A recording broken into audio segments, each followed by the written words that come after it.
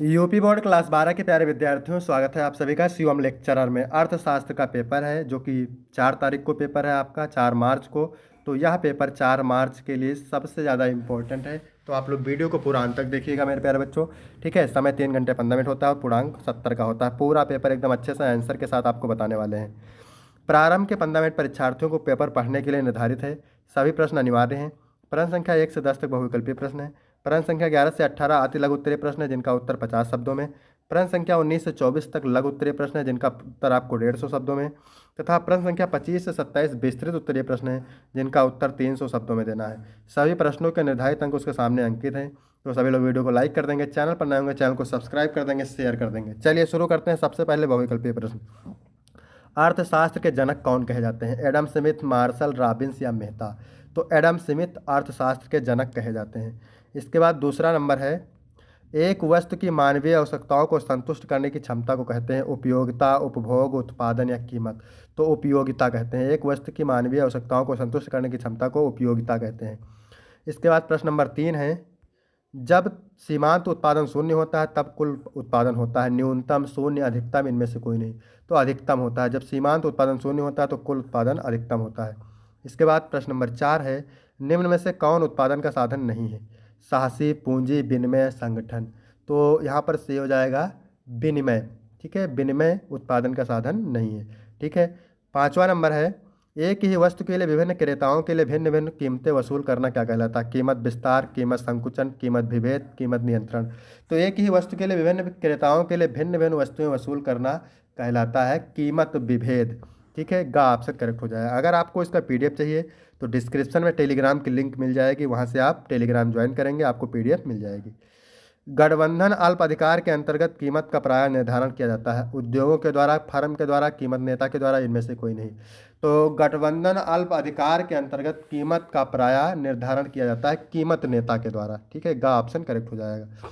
इसके बाद 7 नंबर है, समष्टि अर्थशास्त्र के प्रवर्तक कौन है? J R Hicks, A H Hansen, J M Keynes, A C Pigou?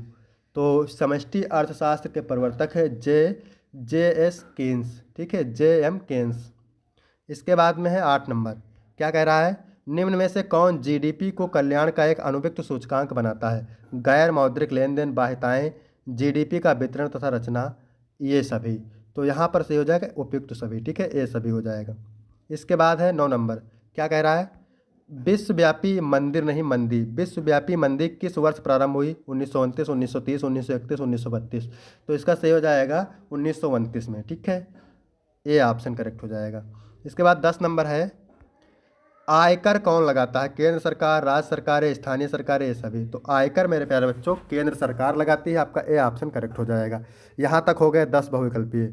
Most important सारे प्रश्न हैं, तो इन प्रश्नों को आपको तैयार करना है, बिल्कुल एग्जाम में छपने वाले प्रश्न हैं। अति लघु उत्तरीय प्रश्न, उत्तर आपको 50 शब्दों में देना है। प्रत्येक उत्तर के लिए आपको 3 अंक मिलेंगे। तो 11 नंबर क्या कह रहा है, पूर्ण प्रतियोगिता क्या है? तो पूर्ण प्रतियोगिता एक आर्थिक स्थिति है जिसमें बाजार में कई विक्रेता तथा खरीदार होते हैं। सभी उत्पाद एक जैसे होते हैं, मूल्य एक समान होता है और किसी भी पक्ष का बाजार पर नियंत्रण नहीं होता। प्रवेश और निकास आसान होते हैं और सभी को पूरी जानकारी उपलब्ध होती है। इसके बाद है 12 नंबर प्रश्न, ये क्या कह रहा है, निजी वस्तु किसे कहते हैं? निजी वस्तु वे वस्तुएं हैं जिनका उपभोग केवल एक व्यक्ति कर सकता है और उनका उपयोग अन्य किसी के लिए सीमित हो जाता है। इसमें प्रतिद्वंद्विता और बहिष्करण के गुण होते हैं। उदाहरण के लिए भोजन, कपड़े और घर। इनका लाभ केवल भुगतान करने वाले व्यक्ति को मिलता है। इसके बाद 13 नंबर है, समग्र मांग से आप क्या समझते हैं? समग्र मांग से अर्थव्यवस्था में किसी निश्चित समय पर सभी वस्तुओं और सेवाओं की कुल मांग को समझा जाता है। इसमें उपभोग, निवेश, सरकारी खर्च और शुद्ध निर्यात शामिल होते हैं। यह किसी देश की आर्थिक गतिविधियों और सकल घरेलू उत्पाद जीडीपी का प्रमुख निर्धारक है। इसके बाद है 14 नंबर प्रश्न, क्या कह रहा है मेरे प्यारे बच्चों, अपूर्ण प्रतियोगिता की कोई 3 विशेषताएं लिखिए।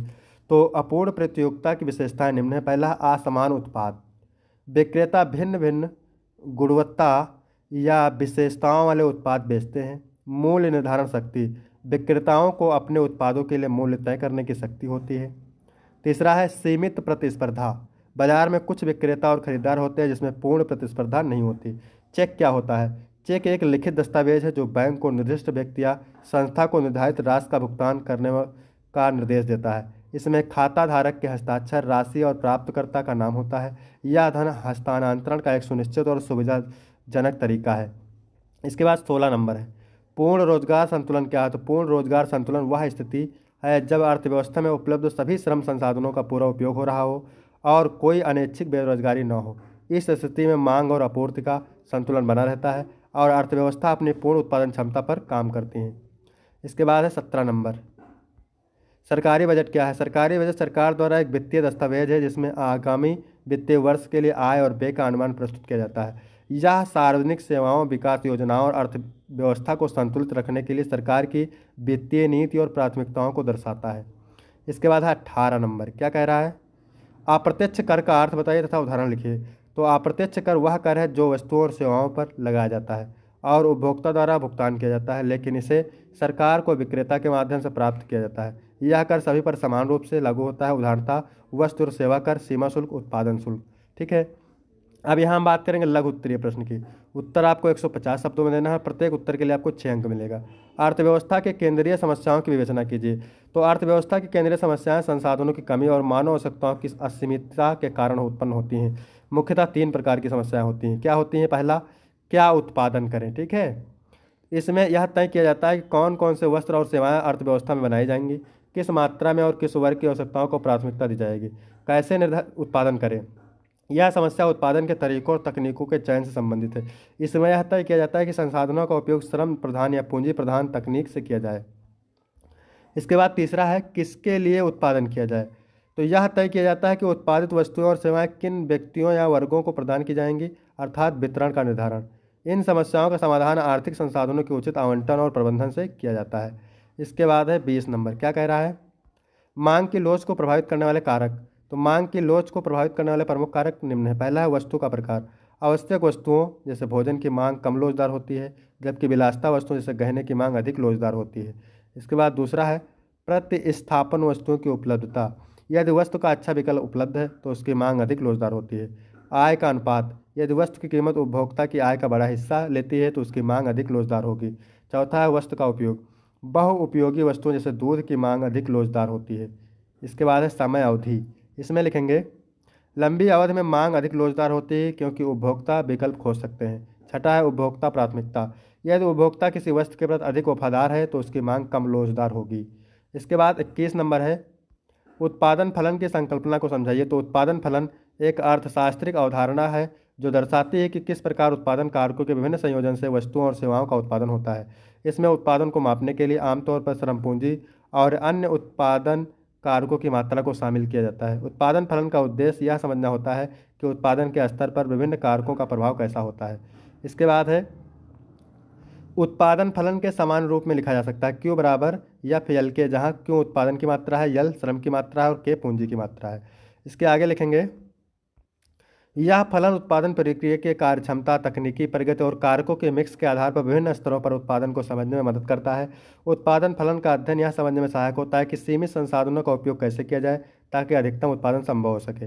इसके बाद 22 नंबर है व्यष्टि और समष्टि अर्थशास्त्र में अंतर। तो व्यष्टि अर्थशास्त्र और समष्टि अर्थशास्त्र के बीच मुख्य अंतर उनके दृष्टिकोण और विषय वस्तु में है। पहला है व्यष्टि अर्थशास्त्र। इसको लिखेंगे एक, यह व्यक्तिगत उपभोक्ताओं, निर्माताओं, उद्योगों और बाजारों के स्तर पर अर्थव्यवस्था के व्यवहार का अध्ययन करता है। व्यष्टि अर्थशास्त्र में विषय वस्तु होती है जैसे कीमतों का निर्धारण, उपभोक्ता व्यवहार, उत्पादन का निर्णय, बाजार की मांग और आपूर्ति और प्रतिस्पर्धा। उदाहरण के लिए उपभोक्ता की मांग, एकल फर्म का उत्पादन स्तर और मजबूरी दरें। इसके बाद है समष्टि अर्थशास्त्र। यह पूरे देश की अर्थव्यवस्था के व्यापक स्तर पर अध्ययन करता है। जो राष्ट्रीय उत्पादन, आय, बेरोजगारी, महंगाई और आर्थिक वृद्धि समष्टि अर्थशास्त्र में विषय वस्तु होती है, जिससे कुल मांग और आर्थिक मुद्रास्फीति, आर्थिक चक्र और देश की समग्र अर्थव्यवस्था का प्रदर्शन। उदाहरण के लिए जीडीपी, मुद्रास्फीति दर, बेरोजगारी दर, आर्थिक विकास दर। इसके बाद है मुद्रा की विशेषताएं क्या हैं। मुद्रा की मुख्य विशेषताएं निम्नलिखित हैं। स्वीकृति की सार्वभौमिकता। मुद्रा का उपयोग विभिन्न लेन देन में सार्वभौमिक रूप से स्वीकार किया जाता है, चाहे वह खरीदारी हो या भुगतान। विनिमय का माध्यम। मुद्रा का मुख्य कार्य है वस्तु और सेवा का विनिमय करना या लेन देन को सरल बनाती है। इसके बाद मूल्य का मापन। मुद्रा के जरिए वस्तुओं और सेवाओं का मूल्य निर्धारित होता है, जिससे कीमतों की तुलना करना आसान हो जाता है। संग्रहणीयता। मुद्रा का उपयोग धन को संचित करने के लिए भी किया जाता है ताकि भविष्य में उपयोग किया जा सके। विनिमय की सुविधा।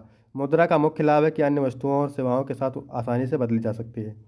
आगे लिखेंगे स्वीकृति में स्थिरता। मुद्रा का मान मूल्य और विश्वास पर आधारित होता है, जो आमतौर पर स्थिर और विश्वसनीय रहता है। 24 नंबर है ऐच्छिक बेरोजगारी और अनैच्छिक बेरोजगारी की संकल्पना को स्पष्ट कीजिए। तो इसमें लिखेंगे ऐच्छिक बेरोजगारी। ऐच्छिक बेरोजगारी उस स्थिति को कहते हैं जब व्यक्ति कार्य करने में सक्षम होते हैं हुए भी स्वेच्छा से काम करना नहीं चाहता। यह तब होता है जब व्यक्ति अपने कौशल, योग्यता या वेतन के अनुरूप कार्य न मिलने पर कार्य को अस्वीकार कर देता है। यह बेरोजगारी अक्सर उच्च वेतन या बेहतर कार्य परिस्थितियों की अपेक्षा के कारण होती है। इसके बाद है अनैच्छिक बेरोजगारी। इसमें लिखेंगे अनैच्छिक बेरोजगारी उस स्थिति को दर्शाती है जब कोई व्यक्ति काम करना चाहता है और कार्य करने के लिए तैयार है, लेकिन उसे रोजगार नहीं मिलता। यह आर्थिक मंदी, उद्योग कमी या तकनीकी विकास के कारण हो सकता है। इस प्रकार की बेरोजगारी अक्सर श्रम बाजार में असंतुलन या मांग की कमी के कारण उत्पन्न होती है। आगे लिखेंगे मुख्य अंतर। ऐच्छिक बेरोजगारी व्यक्ति की पसंद पर निर्भर करती है, जबकि अनैच्छिक बेरोजगारी बाहरी परिस्थितियों का परिणाम होती है जिस पर व्यक्ति का नियंत्रण नहीं होता। इसके बाद है दीर्घ उत्तरीय प्रश्न। ठीक है, तो उत्तर आपको 300 शब्दों में देना है और प्रत्येक उत्तर के लिए आपको 10 अंक मिलेंगे। बाजार का अर्थ, परिभाषा एवं तत्वों का वर्णन, अथवा एक पूर्ण प्रतियोगिता बाजार में प्रत्येक फर्म दीर्घ काल में केवल सामान्य लाभ ही अर्जित करते हैं, विस्तार से समझाइए। 26 नंबर है मांग की कीमत लोध किसे कहते हैं। मांग की कीमत लोध को मापने की किसी एक विधि को समझाइए, अथवा परवर्ती अनुपातों के नियम का सचित्र व्याख्या कीजिए। इसके बाद है 27 नंबर, ये क्या कह रहा है, व्यावसायिक बैंक के मुख्य कार्यों को संक्षेप में लिखिए, अथवा केन्स के रोजगार सिद्धांत के विस्तृत व्याख्या कीजिए। तो यहाँ तक वीडियो कंप्लीट होता है। वीडियो कैसा लगा? वीडियो अच्छा लगा तो वीडियो को लाइक करेंगे, चैनल को सब्सक्राइब करेंगे। फिर मिलते हैं आपको अगली वीडियो में, तब तक के लिए धन्यवाद।